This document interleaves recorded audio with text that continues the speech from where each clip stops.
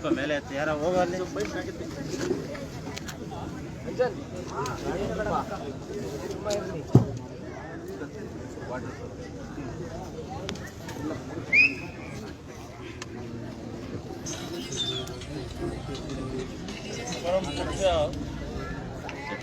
Mic on ಮಾಡಿ.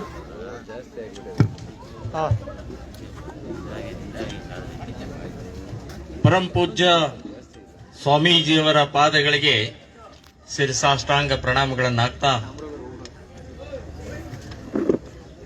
ವೇದಿಕೆಯ ಮೇಲಿರುವಂತಹ ಎಲ್ಲ ಗಣ್ಯಮಾನ್ಯರೇ, ಇಷ್ಟು ಚಿಕ್ಕ ವಯಸ್ಸಿನಲ್ಲಿ ಅಗಾಧವಾದಂತಹ ವಾಗ್ಝರಿಯನ್ನ, ವಿಚಾರವನ್ನ, ವಿಷಯವನ್ನ, ಇತಿಹಾಸವನ್ನ, ಪುರಾಣವನ್ನ ನಮಗೆ ತಿಳಿಸಿ ಸ್ಫೂರ್ತಿ ಕೊಟ್ಟಂತಹ ಹಾರಿಕಾ ಸಹೋದರಿ ಹಾರಿಕಾ ಅವರಿಗೆ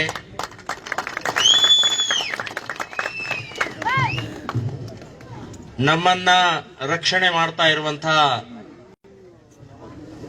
ಸನ್ಮಾನ್ಯ ಸೈನಿಕವರಿಗೆ, ವಾಹನ ಚಾಲಕರಿಗೆ, ಎಲ್ಲರಿಗೂ ಕೂಡ ನಮಸ್ಕಾರವನ್ನ ಮಾಡ್ತಾ,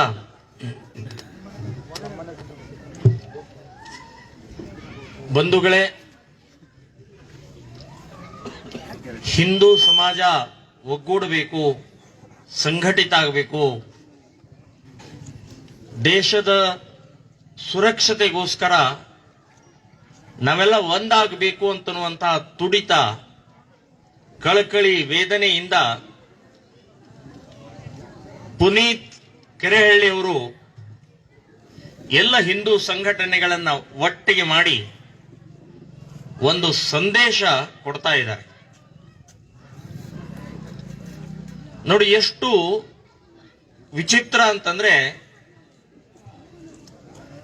ಮೀನಿಗೆ ನೀರಿನಲ್ಲಿ ಈಜು ಕಲಿಸಿದ ಹಾಗಿದು. ಇದು ಭಾರತ ನಮ್ದು, ನಾವು ಹುಟ್ಟಿದ್ದಿಲ್ಲಿ. ಈ ದೇಶದಲ್ಲಿ ಇರುವಂತಹ ಎಲ್ಲ ದುಷ್ಟ ಶಕ್ತಿಗಳನ್ನ ತಡೆದು ಈ ದೇಶದ ಧರ್ಮ, ಸಂಸ್ಕೃತಿ, ಸಂಪ್ರದಾಯ,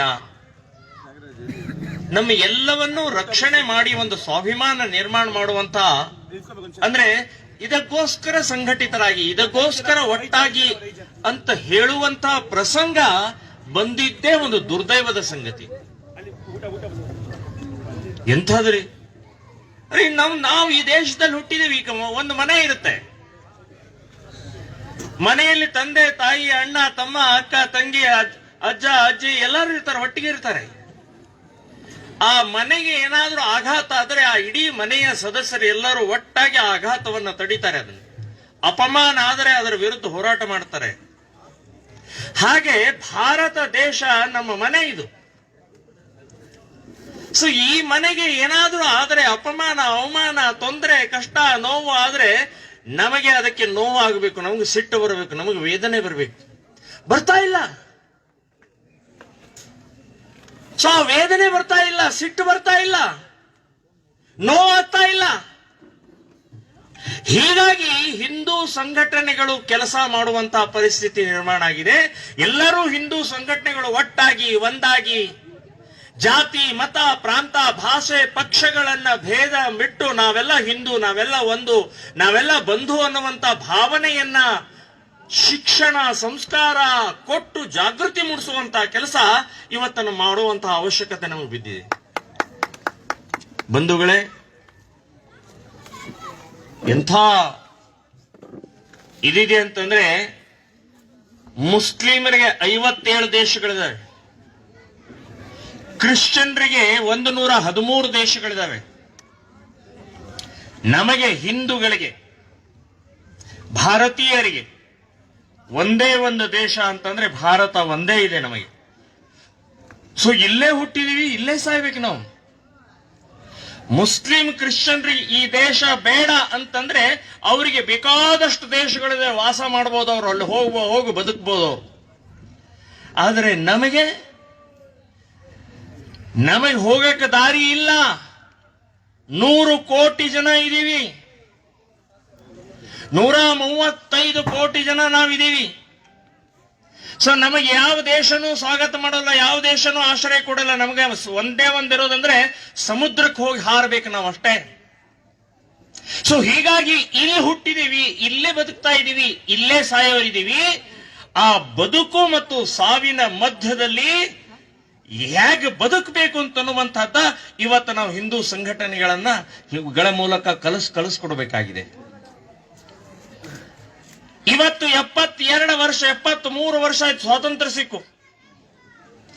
ಇನ್ನೂ ತನಕ ಒಗ್ಗಟ್ಟಾಗಿ ಒಂದಾಗಿ ಅಂತ ಹೇಳುವಂತಹ ಪರಿಸ್ಥಿತಿ ನಿರ್ಮಾಣ ಆಗಿದ್ದಿಲ್ಲ. ಈಗ ಹಾರಿಕಾ ಅವ್ರು ಹೇಳಿದ್ರು, ನಮ್ಮ ದೇಶದ ಮಹಿಮೆಯನ್ನು ಹೇಳಿದ ಕೂಡಲೇ ನಮಗೆಲ್ಲ ಒಂಥರ ಹೆಮ್ಮೆ ಅನಿಸುತ್ತೆ. ಇಂಥ ಒಂದು ಶ್ರೇಷ್ಠ ಭೂಮಿಯಲ್ಲಿ ಹುಟ್ಟಿದೀವಿ ನಾವು ಅಂತನ್ನುವಂಥದ್ದು ಹೆಮ್ಮೆ ಅನಿಸುತ್ತೆ ನಮಗೆ. ಸ್ವಾತಂತ್ರ್ಯ ಸಿಗೋಕ್ಕಿಂತ ಮುಂಚೆ ಒಂದೇ ಗುರಿ ಇತ್ತು ನಮಗೆ. ಏನು? ಸ್ವಾತಂತ್ರ್ಯ ಬೇಕು, ಬ್ರಿಟಿಷರೇ ಭಾರತ ಬಿಟ್ಟು ಹೋಗಿ, ಭಾರತ್ ಮಾತಾ ಕಿ ಜೈ ಅಂತನ್ನುವಂಥದ್ದು ಒಂದೇ ಗುರಿ ಇತ್ತು. ಸ್ವಾತಂತ್ರ್ಯ ಪಡೆಯೋಗೋಸ್ಕರ ಎಲ್ಲರೂ ಹೋರಾಟ, ಚಳವಳಿ, ಎಲ್ಲ ರೀತಿಯ ಈ ದೇಶದಲ್ಲಿ ಕ್ರಾಂತಿಯ ಕಹಳೆಯನ್ನು ಊದಿದ್ರು. ಒಂದೇ ಗುರಿ ಇತ್ತು, ಸ್ವಾತಂತ್ರ್ಯ ಪಡಿಬೇಕು ಅಂತೇಳಿ. ಸೊ ಸ್ವಾತಂತ್ರ್ಯ ಪಡೆದ ಆಯ್ತು 72 ವರ್ಷ. ಈಗ ದೇಶ ಉಳಿಸಿ ಅಂತನ್ನುವಂತಹ ಹೋರಾಟ, ಜಾಗೃತಿಯನ್ನು ಮೂಡಿಸುವಂತಹ ಅವಶ್ಯಕತೆ ಇದೆ. ನೋಡಿ ಎಂಥ ಪರಿಸ್ಥಿತಿ. ಡಿಜಿ ಹಳ್ಳಿ, ಕೆಜಿ ಹಳ್ಳಿ ಉದಾಹರಣೆ ತಗೊಳ್ಳಿ. ರಾತ್ರಿ 11 ಗಂಟೆಗೆ 3-4 ಸಾವಿರ ಜನ ಸೇರಿ ದಾಂಧಲೆ ಮಾಡ್ತಾರೆ, ಬೆಂಕಿ ಹಚ್ತಾರೆ. ಅದು ಯಾರಿಗೆ? ಒಬ್ಬ ಜನಪ್ರತಿನಿಧಿಯ ಮನೆಗೆ ಬೆಂಕಿ ಹಚ್ತಾರೆ, ಒಬ್ಬ MLA ಮನೆಗೆ ಬೆಂಕಿ ಹಚ್ತಾರೆ. ಬರೇ ಒಂದು ವಾಟ್ಸಪ್ ನಲ್ಲಿ ಏನೋ ಒಂದು ಉದಾಹರಣೆ, ಯಾವುದೋ ಒಂದು ಅಲ್ಲಾನ ಬಗ್ಗೆ ಅಥವಾ ಮೊಹಮ್ಮದ್ ಪೈಗಂಬರ್ ಬಗ್ಗೆನೋ ಅಥವಾ ಇನ್ಯಾವುದ್ರ ಬಗ್ಗೆ ಹೇಳಿದ್ದಕ್ಕೆ ಒಬ್ಬ MLA ಮನೆಗೆ ಬೆಂಕಿ ಹಚ್ತಾರೆ. ಅದು ಯಾವ MLA? ದಲಿತ MLA. ಅಂದ್ರೆ ದಲಿತರಿಗೆ ಒಂದು ಸಂದೇಶ ಕಳಿಸಿದ್ರು, ನಿಮ್ಮನ್ನೂ ಬಿಡುವುದಿಲ್ಲ. ಇನ್ನೊಂದು ಮುಂದೆ ಹೆಜ್ಜೆ ಹೋಗಿ ಪೊಲೀಸ್ ಸ್ಟೇಷನ್ ಸುಡ್ತಾರೆ. ಯಾವ ಪೊಲೀಸರು ಈ ದೇಶವನ್ನ, ಈ ಸಮಾಜದ ಒಳಗಡೆಗೆ ರಕ್ಷಣೆ, ಸುರಕ್ಷತೆಗೋಸ್ಕರ ಇರುವಂತ ಒಂದು ಡಿಪಾರ್ಟ್ಮೆಂಟ್, ಒಂದು ಇಲಾಖೆ ಇದೆಯೋ, ಸಂವಿಧಾನಬದ್ಧವಾದಂತಹ ಕಾನೂನಿನ ಮೂಲಕ ಈ ಒಳಗಡೆ ಸುರಕ್ಷತೆ ಇರುವಂತಹ ಈ ಪೊಲೀಸ್ ಇಲಾಖೆಯ ಆ ಕಚೇರಿಯನ್ನು ಸುಡ್ತಾರೆ. ಅಲ್ಲಿರುವಂತಹ ಪೊಲೀಸರು ಹೊಡೆದು ಓಡಿಸ್ತಾರೆ. ಯಾರೋ ಈ ದೇಶದ ಅನ್ನ ತಿಂದಂತವ್ರು, ಇದೇ ದೇಶದಲ್ಲಿ ಹುಟ್ಟಿ ಈ ದೇಶದಲ್ಲಿ ಬೆಳೆದಂತಹ ನಮಕ್ಕ ಹರಾಮಗಳು ನಮ್ಮ ಆ ಪೊಲೀಸ್ ಸ್ಟೇಷನ್ ಅನ್ನು ಸುಡ್ತಾರೆ ಅಂತಂದ್ರೆ ಎಲ್ಲಿವರೆಗೆ ಬಂದಿದೆ? ಹೌದು, ನಿಮಗೆ ವಾಟ್ಸಪ್ ಮೂಲಕ ನಿಮಗೆ ದೇವರಿಗೆ ಏನಾದರೂ ಅಪಮಾನ ಆಗಿದ್ರೆ ಕಾನೂನಿದೆ, ಸಂವಿಧಾನಬದ್ಧ ಕಾನೂನಿದೆ. ನೀವು ಧರಣಿ ಕೂತ್ಕೋಬಹುದು, ಉಪವಾಸ ಕೂತ್ಕೋಬಹುದು, ಗೆರವ್ ಹಾಕಬಹುದು. ಆದರೆ ಬೆಂಕಿ ಹಚ್ಚಕ್ಕೆ ನಿಮಗೆ ಹಕ್ಕು ಯಾರು ಕೊಟ್ರು? ಪೊಲೀಸ್ ಸ್ಟೇಷನ್ ಸುಡಕ್ಕೆ ನಿಮಗೆ ಹಕ್ಕು ಯಾರು ಕೊಟ್ರು? ಒಬ್ಬ ದಲಿತ MLA ಮನೆ ಸುಡಕ್ಕೆ ಹಕ್ಕು ಯಾರು ಕೊಟ್ರು? ಇದನ್ನು ಕೇಳೋರು ಯಾರ್ರಿ? ನಾವು ಹಿಂದೂ ಸಂಘಟಕರು, ನಾನು ಹೇಳ್ತಾ ಇದ್ದೇನೆ, ಸವಾಲು ಹಾಕ್ತಾ ಇದ್ದೀನಿ. ಇನ್ನು ಮುಂದಿನ ದಿನದಲ್ಲಿ ಏನಾದರೂ ಈ ರೀತಿಯ ಘಟನೆಗಳಾದ್ರೆ ನಾವು 10 ಕಡೆಗೆ ಬೆಂಕಿ ಹಚ್ಚಬೇಕಾಗತ್ತೆ ಅಂತ ಅನ್ನೋದು ನೆನಪಿಟ್ಕೊಳ್ಳಿ. ನಿಮ್ಮ ಮನೆಗಳಿಗೆ ನೂಕುತ್ತೇವೆ ಮತ್ತು ಬೆಂಕಿ ಹಚ್ತೇವೆ ಅಂತ ಅನ್ನೋದು ನೆನಪಿಟ್ಕೊಳ್ಳಿ. ಈ ದೇಶದಲ್ಲಿ ಕಾನೂನಿದೆ, ಸಂವಿಧಾನ ಇದೆ. ಈ ದೇಶವನ್ನ ಪ್ರೀತಿಸುವಂತ ಜನ ಇದ್ದೇವೆ ನಾವು. ನೀವೇನು ಬೇಕಾದ ಮಾಡಬಹುದಾದ್ರೆ ಪಾಕಿಸ್ತಾನಕ್ಕೆ ಹೋಗಿ, ಅಫ್ಘಾನಿಸ್ತಾನಕ್ಕೆ ಹೋಗಿ, ಇರಾಕ್ ಹೋಗಿ, ಭಾರತದಲ್ಲಿ ಈ ಆಟ ನಡೆಯಂಗಿಲ್ಲ ಇನ್ನು ಮುಂದಿನ ದಿನಗಳಲ್ಲಿ ಅಂತ ಅನ್ನೋದು ನೆನಪಿಟ್ಕೊಳ್ಳಿ. ಅದಕ್ಕೋಸ್ಕರ ಈ ಒಕ್ಕೂಟವನ್ನ ರಚನೆ ಮಾಡಿ ಒಂದು ಸಂದೇಶವನ್ನು ಕೊಡ್ತಾ ಇದೀವಿ ನಾವು. ಬಂಧುಗಳೇ, ಬದುಕು ಸಾವಿನ ಮಧ್ಯದಲ್ಲಿ ಕ್ಷಾತ್ರತ್ವ ಮೂಲಕ ಬದುಕಬೇಕಾಗಿದೆ. ಅದಕ್ಕೋಸ್ಕರ ಸೈನಿಕರಿಗೆ ಸನ್ಮಾನವನ್ನ ಮಾಡಿದೀವಿ, ಗೌರವವನ್ನು ಕೊಟ್ಟಿವಿ.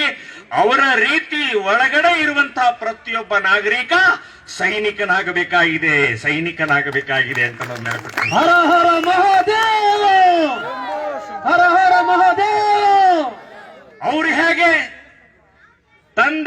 ತಾಯಿ, ಹೆಂಡತಿ, ಮಕ್ಕಳು, ಎಲ್ಲ ಸಂಬಂಧಿಕರನ್ನ, ಗೆಳೆಯರನ್ನ ಬಿಟ್ಟು ಗಡಿ ಕಾಯ್ತಾ ಇರ್ತಾರೆ.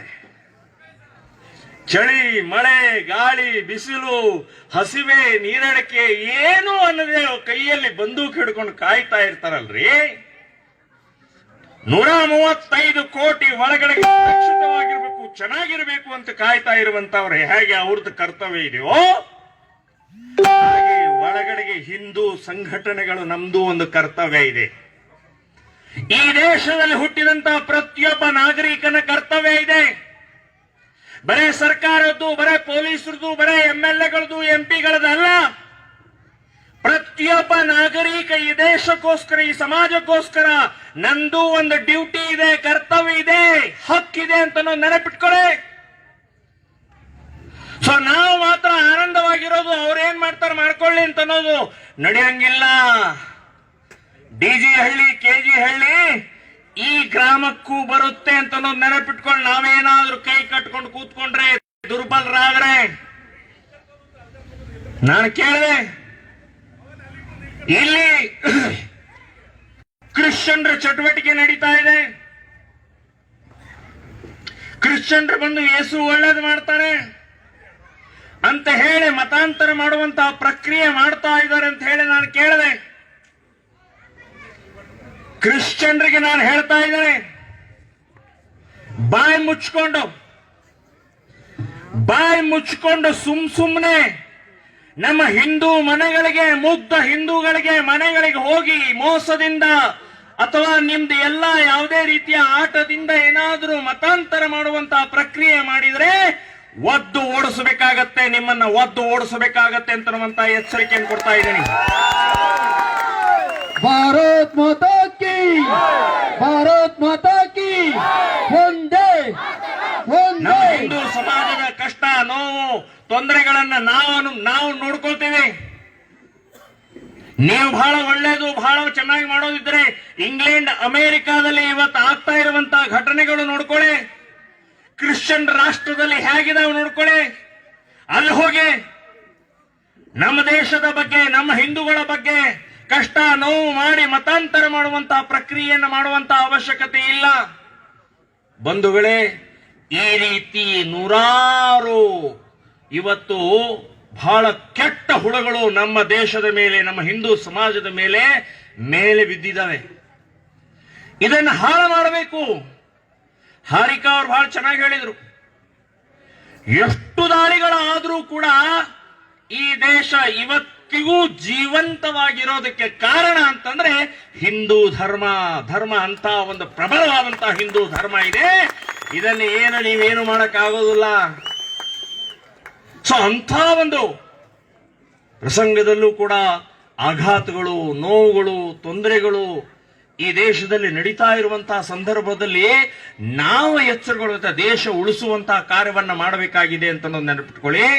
ಈಗಾಗಲೇ ಪೂಜ್ಯ ಸ್ವಾಮೀಜಿಯವರ ಒಂದು ಘಟನೆಯನ್ನ ಮಾತನ್ನು ಹೇಳಿದ್ರು. ನಿನ್ನೆ ರಾಮ ಮಂದಿರಗೋಸ್ಕರ ಇಡೀ ದೇಶದಲ್ಲಿ ಅಷ್ಟೇ ಅಲ್ಲ, ಜಗತ್ತಿನಲ್ಲಿ ಎಲ್ಲಾ ಹಿಂದೂಗಳು ಕೂಡ ರಾಮ ಮಂದಿರ ಕಟ್ಟಡಕ್ಕೆ ನಿಧಿ ಸಮರ್ಪಣೆಯನ್ನ ಆನಂದದಿಂದ, ಸಹರ್ಷದಿಂದ ಇವತ್ತು ಕೊಡ್ತಾ ಇರುವಂತಹ ಸಂದರ್ಭದಲ್ಲಿ ಅಲ್ಲಿ ಎಂತ ಪಾಳ್ಯ ಅದು, ಬಿಸ್ಮಿಲ್ಲಾ ನಗರದಲ್ಲಿ ಬಿಸ್ಮಿಲ್ಲಾ ನಗರ್ ತೋಡ್ರಿ, ಬಿಸ್ಮಿಲ್ಲಾ ನಗರ್ ತೋಡ್ರಿ, ಅಲ್ಲಿ ಹೆಸರು ನೋಡ್ರಿ. ಸೊ ಬಿಸ್ಮಿಲ್ಲಾ ನಗರದಲ್ಲಿ ರಾಮನ ರಥ ಬೇಕಾದ್ರೆ ತಡಿತಾರೆ, ಕಲ್ಲೆಸಿತಾರೆ.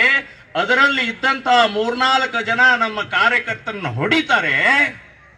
ಅವ್ರಿಗೆ ಹೇಳ್ತಾರೆ, ಇಲ್ಲಿ ಬರಕ್ಕೆ, ಈ ನಮ್ಮ ಬೀದಿಗೆ ಬರಕ್ಕೆ ನಿಮ್ಗೆ ಅನುಮತಿ ಯಾರು ಕೊಟ್ರು, ಎಲ್ಲಿದೆ ಪರ್ಮಿಷನ್ ಅಂತ ಹೇಳಿ ಆ ರಥಕ್ಕೆ ಕಲ್ಲೆಸಿತಾರೆ, ಹೊಡಿತಾರೆ. ನಮ್ಮ ಕಾರ್ಯಕರ್ತರು ಹೊಡಿತಾರೆ, ಹರಿತಾರೆ. ಅಲ್ಲಿದ್ದಂತಹ ಭಗವಾ ಧ್ವಜವನ್ನು ಹರಿದು ಬಿಸಾಕಿ ಅದರ ಮೇಲೆ ತುಳಿತಾರೆ. ಬಂಧುಗಳೇ, ನಮಗೆ ನೋವಾಗ್ತಾ ಇದೆ, ಸಿಟ್ಟು ಬರ್ತಾ ಇದೆ. ನಮ್ಮ ದೇಶದಲ್ಲಿ 500 ವರ್ಷ ಬೇಕಾಯ್ತು ಆ ಮಂದಿರವನ್ನು ಕಟ್ಟಕ್ಕೆ, 500 ವರ್ಷ ಬೇಕಾಯ್ತು ರೀ. ರಾಮನ ಜನ್ಮಸ್ಥಾನದಲ್ಲಿ ಒಂದು ಭವ್ಯ ದಿವ್ಯ ಮಂದಿರ ಕಟ್ಟಕ್ಕೆ 500 ವರ್ಷ ತಗೊಂಡಂತ ಆ ಮಂದಿರದ ನಿಧಿ ಸಂಗ್ರಹಗೋಸ್ಕರ ಬಿಸ್ಮಿಲ್ಲಾ ನಗರಕ್ಕೆ ಹೋದ್ರೆ ನಿಮಗೆ ಅನುಮತಿ ಯಾರು ಕೊಟ್ರು? ಇಲ್ಲಿ ಬರಕ್ಕೆ ಯಾರು ಹೇಳಿದ್ರು? ಬೋಸುಡಿಕೆ ಕೊಡ್ರೆ ನಿಮ್ಮ ಅಪ್ಪನ ಜಾಗ ಏನ್ಲೇ?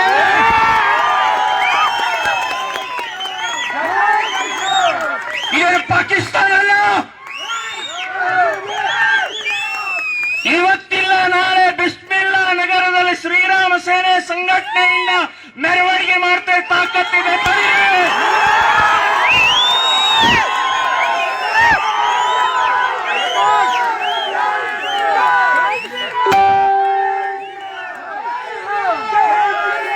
ಇನ್ನಾಟ ನಡೆಯುವುದಿಲ್ಲ.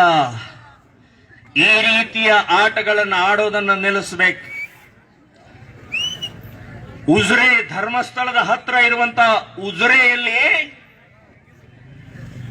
4 ಜನ SDPIನವರು, social democratic party of India ಅಂತ ಹೇಳಿ ಒಂದು ಮುಸ್ಲಿಮದ ಪಾರ್ಟಿ ಇದೆ. 4 ಜನ ಗೆದ್ರು. ಪಂಚಾಯಿತಿಯಲ್ಲಿ ಗೆದ್ದ ತಕ್ಷಣ ಪಾಕಿಸ್ತಾನ್ ಜಿಂದಾಬಾದ್ ಅಂತ ಹೇಳಿ ಘೋಷಣೆ ಹಾಕಿದ್ದನ್ನ ಕೇಳಿದೀವಿ, ನೋಡಿದೀವಿ. ಈ ದೇಶದಲ್ಲಿ ಹುಟ್ಟಿ ಈ ದೇಶದ ಅನ್ನ ತಿಂದು ಈ ದೇಶದ ಎಲ್ಲ ಫೆಸಿಲಿಟೀಸ್ ತಗೊಂಡು ಪಾಕಿಸ್ತಾನ್ ಜಿಂದಾಬಾದ್ ಅಂತ ಹೇಳ್ತಾರಲ್ಲ, ಎಂಥ ದ್ರೋಹಿಗಳ್ರಿ. ಏನಾಗಿದೆ? ಗುಂಡು ಹಾರಿಸ್ಬೇಕು, ಸ್ಥಳದಲ್ಲೇ ಗುಂಡು ಹಾರಿಸ್ಬೇಕು. ಇಲ್ಲಿ ಕೂತಂತ ಸೈನಿಕರು ಅವರ ಅನುಭವವನ್ನ ಹೇಳಿದರು, ಹೇಗೆ ಏನೇನಿರುತ್ತೆ ಅಂತ ಹೇಳಿ.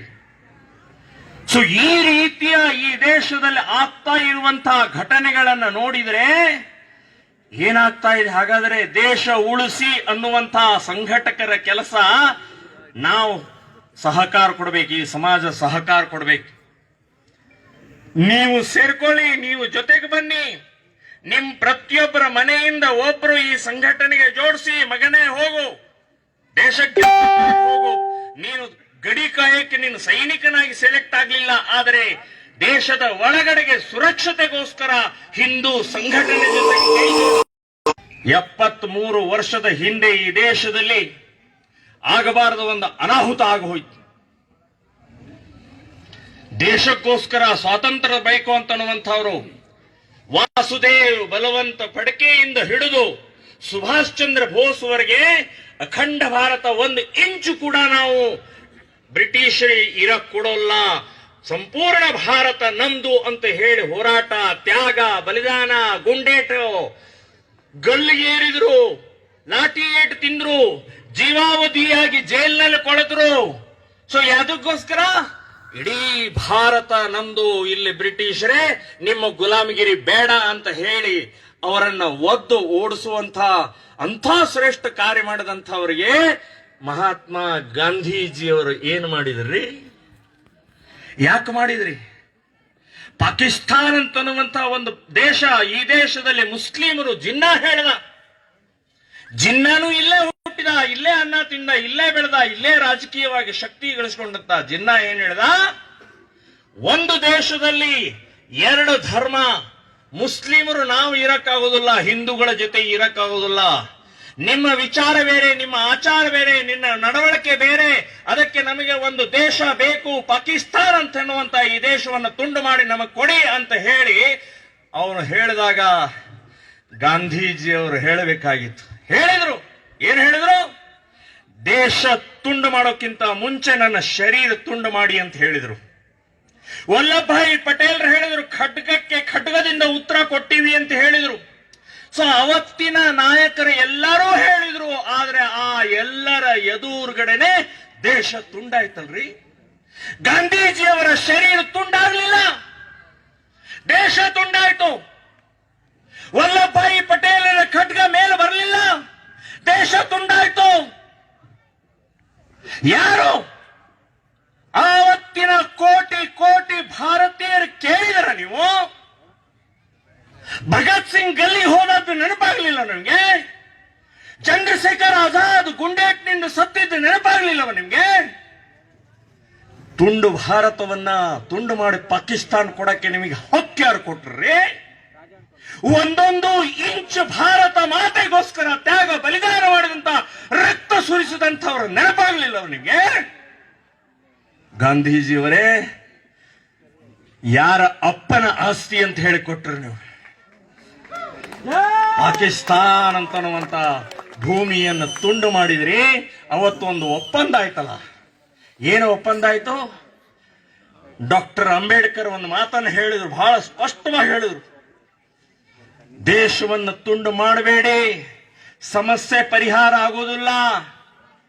ದೇಶವನ್ನು ತುಂಡು ಮಾಡೋದೇ ಆದರೆ ಹಿಂದೂಸ್ತಾನದಲ್ಲಿ ಇರುವಂತ ಎಲ್ಲ ಮುಸ್ಲಿಮರು ಪಾಕಿಸ್ತಾನಕ್ಕೆ ಹೋಗ್ಲಿ, ಪಾಕಿಸ್ತಾನದಲ್ಲಿರುವಂತ ಎಲ್ಲ ಹಿಂದೂಗಳು ಭಾರತಕ್ಕೆ ಬರಲಿ ಅಂತ ಹೇಳಿ, ಇದು ನಾನು ಹೇಳ್ತಾ ಇಲ್ಲ, ಡಾಕ್ಟರ್ ಅಂಬೇಡ್ಕರ್ ಅವತ್ತೇ ಹೇಳಿದ್ರು. ನೀವು ಅಕಸ್ಮಾತ್ ಮಾಡದೇ ಇದ್ರೆ ಸಮಸ್ಯೆ ಆಗತ್ತೆ.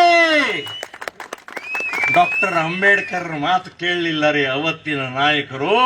ಈಗ ನೋಡಿ, ಡಿಜಿ ಹಳ್ಳಿ, ಕೆಜಿ ಹಳ್ಳಿ, ನಮ್ಮ ದೇಶದ ಅನ್ನ ತಿಂದಂತ ನಮಕ ಹರಾಮಿಗಳು ಇವತ್ತು ಪಾಕಿಸ್ತಾನ್ ಜಿಂದಾಬಾದ್ ಅಂತ ಹೇಳಿ ತಿಂದ ಇದ್ದಾರೆ. ಪಾಕಿಸ್ತಾನದ ಹೇಳಿ ತಿನ್ನುವಂತ ನೀಚರು ಇದ್ದಾರೆ ಈ ದೇಶದಲ್ಲಿ. ತುಂಡಾಯ್ತ್ರಿ, ತುಂಡಾಯ್ತು. ನಮ್ಮ ಕಣ್ಣು ಎದುರುಗಡೆಗೆ ತುಂಡಾಯ್ತು. ರಾತ್ರಿ 12 ಗಂಟೆಗೆ ಧ್ವಜ ಹಾರಿತು, ಹಸರ ಬಾವುಟ ಹಾರಿಸಿದ್ರು.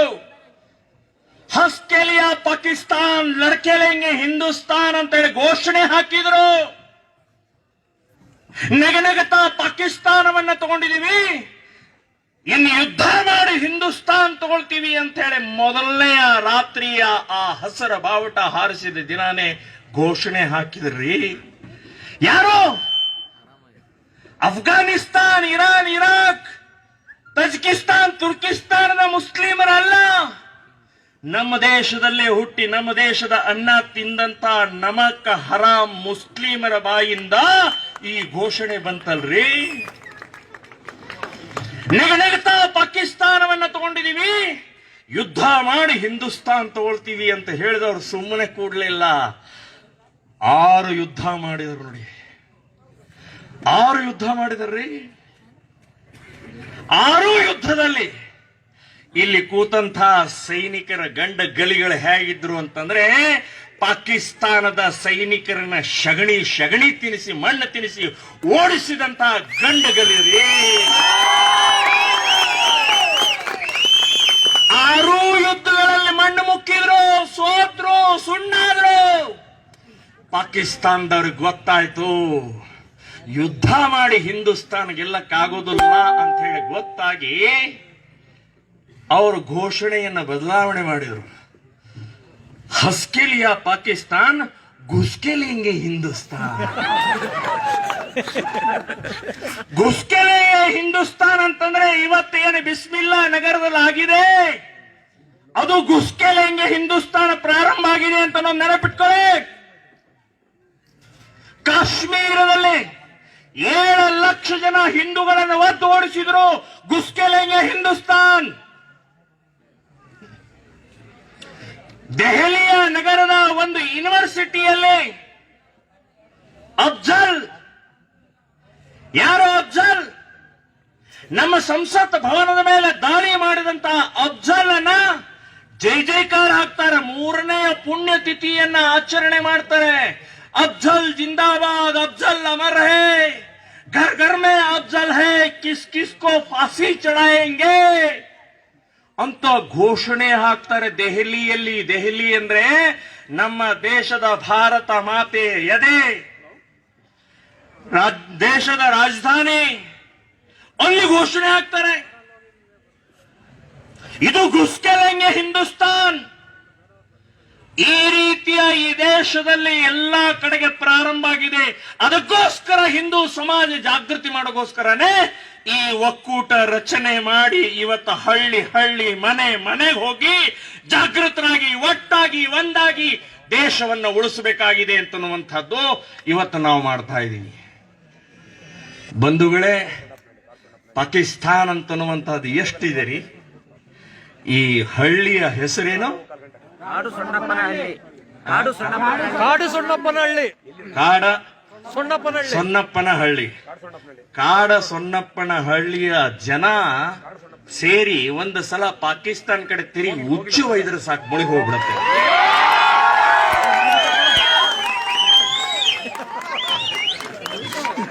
ಅಂತ ಪುಟಕೋಸಿ ಪಾಕಿಸ್ತಾನ್.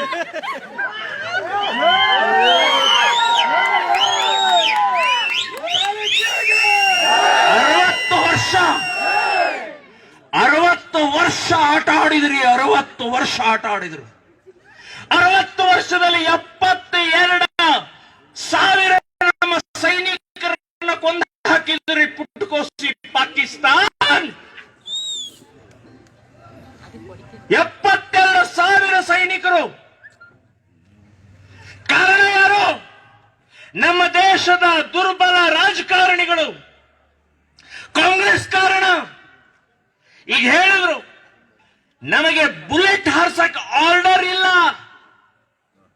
ನಮ್ಮ ಮೇಲೆ ದಾಳಿ ಆಗ್ತಾ ಇದೆ, ನಮ್ಮ ಮೇಲೆ ಗುಂಡು ಹಾರ್ತಾ ಇದಾವೆ, ನಮ್ಮ ಮೇಲೆ ಬಾಂಬ್ ಬರ್ತಾ ಇದಾವೆ, ಆದ್ರೆ ಆರ್ಡರ್ ಇಲ್ಲ. ನಮ್ಮ ಹತ್ರ AK-47 ಇದೆ, ಗುಂಡಿದೆ, ಬಾಂಬ್ ಇದೆ, ಎಲ್ಲ ಇದೆ, ಆರ್ಡರ್ ಇಲ್ಲ. 10 ವರ್ಷ ಆಡಳಿತ ಮಾಡಿದಂತ ಮೌನ್ ಸಿಂಗ್ ಮೌನ ಸಿಂಗ್ 10 ವರ್ಷ ಪ್ರಧಾನಿ ಹಿಂಗ ಇರ್ತಿದ್ದ.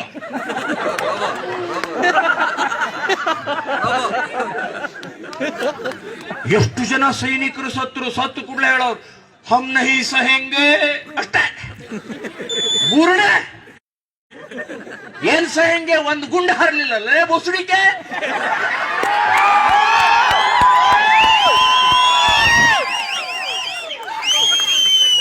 ಒಂದು ಸಲ 5 ಜನ ಸೈನಿಕರು ಪಾಕಿಸ್ತಾನದ ಆ ದಾಳಿಯಲ್ಲಿ ನಮ್ಮ 5 ಜನ ಸೈನಿಕರು ಸತ್ತರ್ರಿ.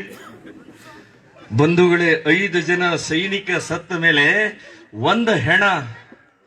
ಒಂದು ಸೈನಿಕನ ಶವ ಉತ್ತರ ಪ್ರದೇಶದ ಒಂದು ಸಣ್ಣ ಹಳ್ಳಿ, ಇದೇ ರೀತಿ ಒಂದು ಸಣ್ಣ ಹಳ್ಳಿಗೆ ತಗೊಂಬಂದ್ರದನ್ನು. 1 ವರ್ಷ ಆಗಿತ್ತು ಮದುವೆ ಆಗಿ. ಆ ಸೈನಿಕನ ಮದುವೆಯಾಗಿ 1 ವರ್ಷ ಆಗಿತ್ತು. ಆ ಎಳೆ ಹೆಣ್ಣು ಮಗಳು ಹೆಂಡತಿ ಹೆಣ ಬಂದಿದ್ದು ನೋಡಿ ಅಳ್ಳಿಲ್ಲ.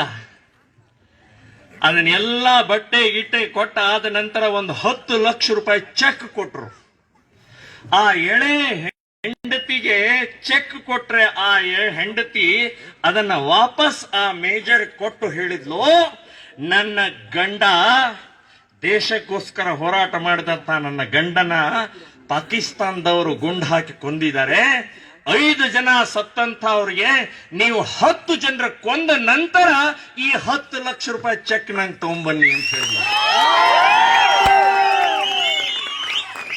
ಇದು ದೇಶಭಕ್ತಿ ರೀ. ಮನಮೋಹನ್ ಸಿಂಗ್ ಒಂದು ಹಳ್ಳಿಯಲ್ಲಿ ಇರುವಂತ ಆ ಹುಡುಗಿಯ ಆ ಯುವತಿಯ ದೇಶಭಕ್ತಿ ನಿಮ್ಮಲ್ಲಿ ಇರ್ಲಿಲ್ಲಲ್ರಿ. ಬರೇ ಮೌನ ಮೌನ ಮೌನ ನೀವು ಮೌನ.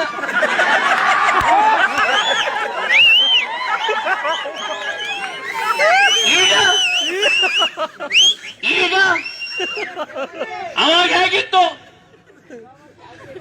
ಕಾಶ್ಮೀರದಲ್ಲಿ ನಮ್ಮ ಸೈನಿಕರಿಗೆ ಕಲ್ಲಿನಿಂದ ಹೊಡಿತಾ ಇದ್ರು. ಕಾಶ್ಮೀರದಲ್ಲಿ ಇರುವಂತ ನಮ್ಮ ದೇಶದ ಅನ್ನ ತಿನ್ನಂತ ನಮಕ್ ಹರಾಮ್ ಮುಸ್ಲಿಮರು ಕಲ್ಲಿನಿಂದ ಹೊಡಿತಾ ಇದ್ರಿ. ಕಲ್ಲಿನಿಂದ 6,000 ಜನ ಮುಸ್ಲಿಮರ ಮೇಲೆ ಕೇಸ್ ಆಗಿದ್ದನ್ನ ಮಫ್ತಿ ಮೊಹಮ್ಮದ ಅವನು ಬೇಬಿ ಅಂತ ಅವಳು ಇದ್ಲಲ್ಲ, ಅವಳು ಮೆಹಬೂಬಿ, ಅವಳು 6,000 ಜನ ಕಲ್ಲು ಹೊಡೆದಂತವ್ರು ಕೇಸ್ ಹಾಕಿದ್ದನ್ನು ವಾಪಸ್ ತಗೊಂಡ್ಬಿಟ್ರಿ. ಕಲ್ಲು ಹೊಡಿತಾರ್ರಿ. ಅವ್ರ ಕಡೆ ಬಂದೂಕಿದೆ, AK-47 ಇದೆ, ಆರ್ಡರ್ ಇಲ್ಲ. ಎಂಥ ಪರಿಸ್ಥಿತಿ!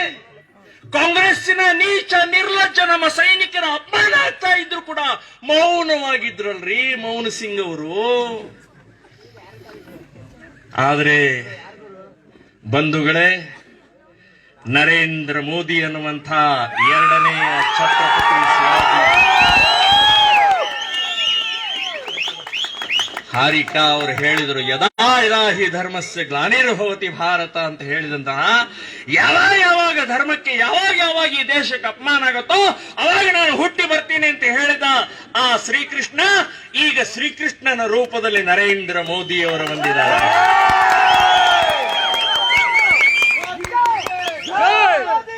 ಈಗ ಕಾಶ್ಮೀರದಲ್ಲಿ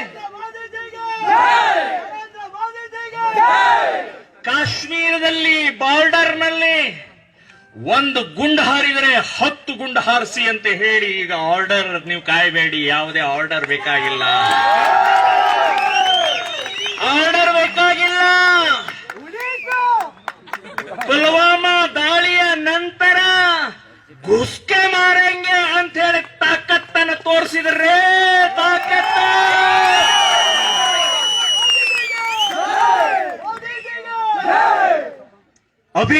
ಅಭಿ ಏನು ಅಭಿನಂದನ್ ಒಳಗಡೆಗೆ ಅರೆಸ್ಟ್ ಆಗಿದ್ರು ಪಾಕಿಸ್ತಾನದ ಒಳಗಡೆಗೆ. ನರೇಂದ್ರ ಮೋದಿಯ ಒಂದು ಗುಡುಗು ಒಂದೇ ಒಂದು ಹೇಳಿದ್ರು, ಬಾರ್ಡರ್ನಲ್ಲಿ ಸೈನಿಕರು ನಿಲ್ಲಿಸಿದ್ರು, ಅಭಿನಂದನ್ 24 ತಾಸು ಒಳಗಡೆಗೆ ನೀವು ಕಳಿಸ್ಲಿಲ್ಲ ಅಂತಂದ್ರೆ ಮುಂದಿನ ಹೆಜ್ಜೆ ಏನು ಅಂತನೋ ನಮ್ ತಾಕತ್ ತೋರಿಸ್ತೀವಿ ಅಂತ ಹೇಳಿ 12 ತಾಸದೊಳಗನೆ ಅಭಿನಂದನ್ ವಾಪಸ್ ಬಂದ್ರು. ಇದು ನರೇಂದ್ರ ಮೋದಿಯ ತಾಕತ್, ಶಕ್ತಿ, ಸಾಮರ್ಥ್ಯ. ಇಮ್ರಾನ್ ಬ್ಯಾಟ್ ಇಲ್ಲ, ಬಾಲ್ ಇಲ್ಲ, ಸ್ಟಂಪ್ ಇಲ್ಲ, ಬಾಲ ಕಟ್ ಮಾಡಿದ್ರು ನರೇಂದ್ರ ಮೋದಿ ಅವರು. ನಡೆಯಂಗಿಲ್ಲ ನಿನ್ನ ಆಟ. 6 ವರ್ಷ ಆಯ್ತು ಈ ದೇಶದಲ್ಲಿ ಒಂದೇ ಒಂದು ಬಾಂಬ್ ಸಿಡಿಲಿಲ್ಲ ರೀ. ಇದು ನರೇಂದ್ರ ಮೋದಿ, ಇದು ನರೇಂದ್ರ ಮೋದಿ. ಒಂದೇ ಒಂದು ಭಯೋತ್ಪಾದನೆ ಚಟುವಟಿಕೆ ನಡೀಲಿಲ್ಲ. ಕಾಶ್ಮೀರದಲ್ಲಿ ಕಲ್ಲಿ ಒಗೆಯುವಂತವರು ಎಲ್ಲ ಬಾಲ ಮುದ್ರಕೊಂಡು ಮನೆ ಒಳಗಡೆ ಕೂತಿದ್ದಾರೆ. ಇದು ನರೇಂದ್ರ ಮೋದಿ ರೀ. 370ನೇ ವಿಧಿಯಿಂದ ಆಟ ಆಡಿದ್ರು ಆಡಿದ್ರು ಆಡಿದ್ರು, ಏನು ಬೇಕಾದ ಮಾಡಿದ್ರು. 7 ಲಕ್ಷ ಜನರನ್ನು ಹೊರಗೆ ಹಾಕಿದ್ರು ಕೂಡ ಈ ಸಂವಿಧಾನ, ಈ ಕಾನೂನು ಯಾರೂ ಕೇಳಲಿಲ್ಲ. ನರೇಂದ್ರ ಮೋದಿ 370ನೇ ವಿಧಿಯನ್ನು ರದ್ದು ಮಾಡಿದ್ರು ನೋಡಿ. ಒಂದು ಹನಿ ರಕ್ತ ಬೀಳಲಿಲ್ಲ, ಒಂದು ಗುಂಡು ಹಾರಲಿಲ್ಲ, ಒಂದು ಕ್ಷಣ ಬೀಳಲಿಲ್ಲ. ಇದು ನರೇಂದ್ರ ಮೋದಿ. ಒಂದು ಮಂದಿರಕ್ಕಾಗಿ, ರಾಮನ ಜನ್ಮಸ್ಥಾನದ ಒಂದು ಮಂದಿರಕ್ಕಾಗಿ 76 ಯುದ್ಧಗಳಾಗಿದ್ದಾವೆ.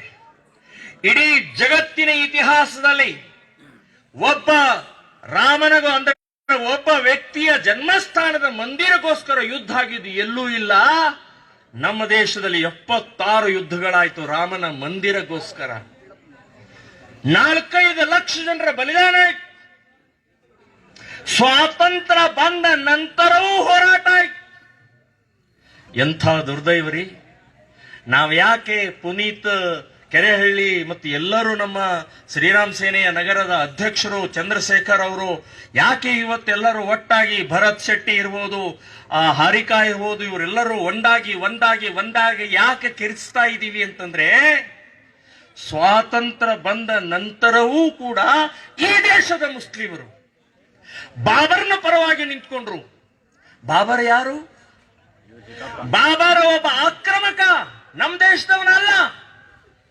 ಅಫ್ಘಾನಿಸ್ತಾನದಿಂದ ಬಂದು ನಮ್ಮ ದೇಶದ ಮೇಲೆ ದಾಳಿ ಮಾಡಿದಂತ ಆಕ್ರಮಕ, ಮತಾಂಧ, ಲೂಟಿಕೋರ, ನೀಚ, ದೇಶದ್ರೋಹಿ.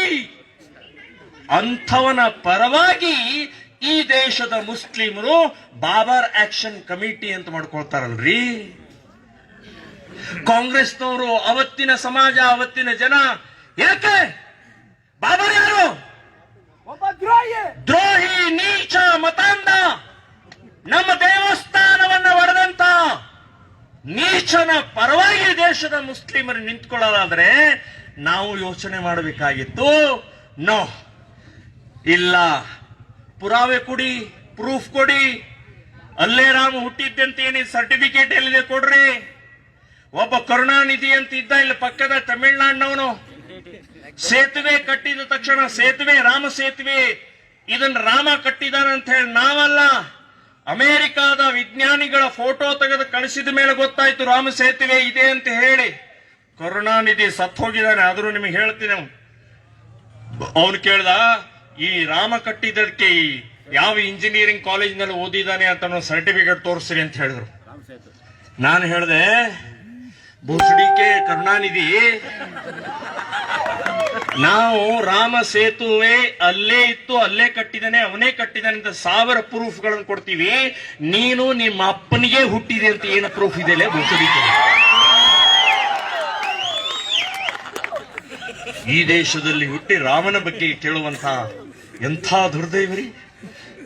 ಪ್ರೂಫ್ ಕೇಳ್ತೀರಿ? ರಾಮಾಯಣದಲ್ಲಿ 1,000 ಸಲಕ್ಕಿಂತ ಹೆಚ್ಚು ಉಲ್ಲೇಖ ಮಾಡಿದ್ದಾರೆ ವಾಲ್ಮೀಕಿ ರಾಮಾಯಣದಲ್ಲಿ. ಏನು? ಅಯೋಧ್ಯ ಅಯೋಧ್ಯ ಅಯೋಧ್ಯ ಅಯೋಧ್ಯ ಅಂತ ಹೇಳಿ ಉಲ್ಲೇಖ ಮಾಡಿದಂತ ಅಲ್ಲಿ ಅದಕ್ಕಿಂತ ಪ್ರೂಫ್ ಬೇಕಾ? ನಾವು 100 ಕೋಟಿ ಜನ ಈ ದೇಶದಲ್ಲಿ ಹುಟ್ಟಿದಂತವ್ರು ರಾಮನ ಆರಾಧಕರಿದ್ದೀವಿ, ನಾವು ರಾಮನ ಮಣ್ಣಿನ ಮಕ್ಕಳಿದ್ದೇವೆ.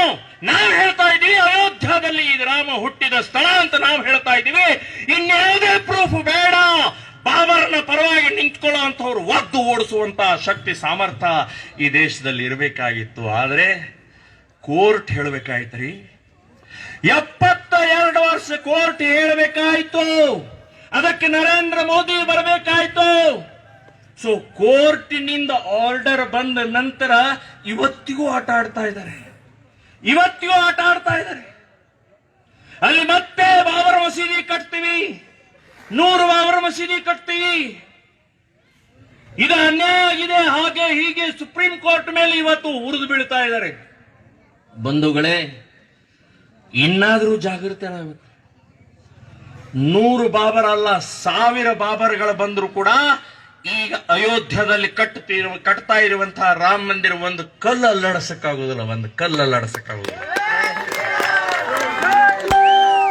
200 ಅಡಿ ಆಳದ ತಳಪಾಯವನ್ನು ಹಾಕ್ತಾ ಇದ್ದಾರೆ.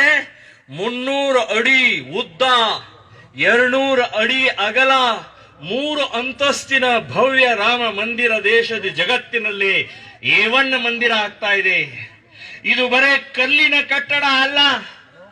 ರಾಮನ ಭಕ್ತಿ, ರಾಮನ ಶಕ್ತಿ, ರಾಮನ ಭಾವನೆ, ಈ 100 ಕೋಟಿಯ ಜನರ ಶಕ್ತಿ ಅಯೋಧ್ಯದಲ್ಲಿ ಮಂದಿರದಲ್ಲಿ ಇದೆ ಅಂತ ನೆನಪಿಟ್ಕೊಳ್ಳಿ. ಸೊ ಈಗ ಜಾಗೃತಿ ಆಗಬೇಕು. ಈಗಿರುವಂತ ಇಲ್ಲಿ ಮುಸ್ಲಿಮರಿಗೆ ಹೇಳಬೇಕಾಗಿದೆ, ಬಾಯಿ ಮುಚ್ಕೊಂಡು. ಇನ್ನು ನಾವು ಕೋರ್ಟಿಗೆ ಹೋಗುದಿಲ್ಲ, ಇನ್ನು ಹೋರಾಟ ಮಾಡುವುದಿಲ್ಲ.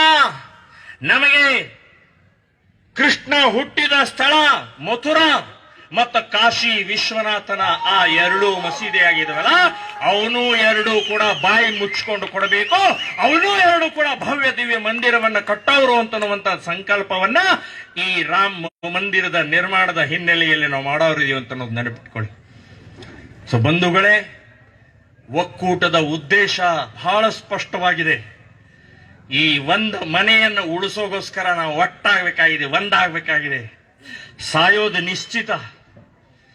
ಆ ಸಾವಿನ ಮಧ್ಯದಲ್ಲಿ ನಮ್ಮ ಬದುಕು ಇದೆಯಲ್ಲ, ಆ ಬದುಕಿಗೆ ಒಂದು ಮೆರಗನ್ನು ಕೊಡಬೇಕಾಗಿದೆ, ತಾಕತ್ ಕೊಡಬೇಕಾಗಿದೆ, ಶಕ್ತಿ ಕೊಡಬೇಕಾಗಿದೆ, ಸ್ವಾಭಿಮಾನ ಮೂಡಿಸಬೇಕಾಗಿದೆ, ದೇಶಭಕ್ತಿಯನ್ನು ಕೊಡಬೇಕಾಗಿದೆ, ನಮ್ಮ ಸಂಸ್ಕೃತಿಯನ್ನು ಉಳಿಸುವಂತ ಆ ಕಾರ್ಯವನ್ನು ಮಾಡಬೇಕಾಗಿದೆ. ಈ ಬದುಕು ಹುಟ್ಟು ಮತ್ತು ಸಾವಿನ ಮಧ್ಯದಲ್ಲಿ ನಮ್ಮ ಬದುಕನ್ನ ಸರಾಯಿ ಕುಡಿಯೋದನ್ನ ನಿಲ್ಲಿಸಿ, ನಮ್ಮ ಯುವ ಶಕ್ತಿ ಇವತ್ತು ಸರಿಯಾಗಿ ಕುಡಿದು ಬಿದ್ದು ಅಲ್ಲಾಡ್ತಾ ಇರುವಂತವ್ರು ಇವತ್ತು ಶಕ್ತಿಹೀನರಾಗಿದ್ದೀವಿ. ಡ್ರಗ್ ಸೇವನೆ ಇವತ್ತು ನಡೀತಾ ಇರುವಂತಹದ್ದು ನಮ್ಮನ್ನ ವೀಕ್ ಮಾಡೋಗೋಸ್ಕರ, ನಮ್ಮನ್ನ ಹಾಳು ಮಾಡೋಗೋಸ್ಕರನೇ ವ್ಯವಸ್ಥಿತ ಷಡ್ಯಂತ್ರ ಇದೆ. ಗುಟ್ಕಾ ತಿನ್ನೋದನ್ನ ನಿಲ್ಲಿಸಿ ಸ್ವಲ್ಪ ವ್ಯಾಯಾಮ, ಸ್ವಲ್ಪ ಶಕ್ತಿ ಗಳಿಸ್ಕೊಳ್ಳುವಂತ, ತಾಕತ್ತು ಬೆಳೆಸ್ಕೊಳ್ಳುವಂತಹ ಕಾರ್ಯವನ್ನ ನಾವು ಮಾಡಬೇಕಾಗಿದೆ. ಸೊ ಅಂಥ ಒಂದು ಶ್ರೇಷ್ಠ ಕಾರ್ಯವನ್ನ ದೇಶಕ್ಕೋಸ್ಕರ, ಸಮಾಜಕ್ಕೋಸ್ಕರ ಮಾಡೋಗೋಸ್ಕರನೇ ನಾವೆಲ್ಲರೂ ಮಾಡಬೇಕಾಗಿದೆ ಅಂತ ನೆನಪಿಟ್ಕೊಳ್ಳಿ. ಅದಕ್ಕೋಸ್ಕರ ಈ ಒಕ್ಕೂಟದ ಮೂಲಕ ಒಂದು ಸಂದೇಶವನ್ನ ಪ್ರತಿಯೊಬ್ಬ ಇಲ್ಲಿ ಕೂತಂತವ್ರು ಪ್ರತಿಯೊಬ್ಬರು ಕೂಡ ಪ್ರತಿಯೊಂದು ಹಳ್ಳಿಗಳಿಗೆ ಹೋಗಿ ಹಿಂದೂ ಸಮಾಜವನ್ನ ಜಾಗೃತಿ ಮೂಡಿಸುವಂತ ಈ ಕಾರ್ಯವನ್ನ ಹೇಳುವಂತ, ಪಾಕಿಸ್ತಾನ ನಮ್ದಿದೆ, ಇವತ್ತಿಲ್ಲ ನಾಳೆ ಪಾಕಿಸ್ತಾನದ ಲಾಹೋರದ ಮೇಲೆ ಕೇಸರಿ ಬಾವುಟವನ್ನ ಹಾರಿಸಿ ಒಂದೇ ಮುಸ್ಲಿಮರು ನಿಮ್ದಲ್ಲ, ಜಿನ್ನಾದ ನಿಮ್ದಲ್ಲ, ಅದು ಇಮ್ರಾನ್ ನಿಂದಲೇ ನಮ್ದಿದೆ ಅದು. ಸೊ ಇವತ್ತಿಲ್ಲ ನಾಳೆ ಪಾಕಿಸ್ತಾನವನ್ನು ಕೂಡ ತಗೊಳ್ಳೋರು, ಅಫ್ಘಾನಿಸ್ತಾನವನ್ನು ತಗೊಳ್ಳೋರು, ಇವೆಲ್ಲ ನಮ್ದೇ ಇದಾವೆ. ಆ ತಗೊಳ್ಳೋಗೋಸ್ಕರನೇ ದೇಶಾಭಿಮಾನ, ಒಗ್ಗಟ್ಟು, ಜಾಗೃತಿ ಮೂಡಿಸುವಂತಹ ಕಾರ್ಯ ಸಂದೇಶವನ್ನ ಈ ಜಾಗೃತಿ ಸಮಾವೇಶದಲ್ಲಿ ನಾವೆಲ್ಲರೂ ತಗೊಂಡು ಹೋಗೋಣ ಅಂತ ಹೇಳಿ ನನ್ನ ಮಾತನ್ನು ನಾನು ಮುಗಿಸ್ತಾ ಇದ್ದೀನಿ.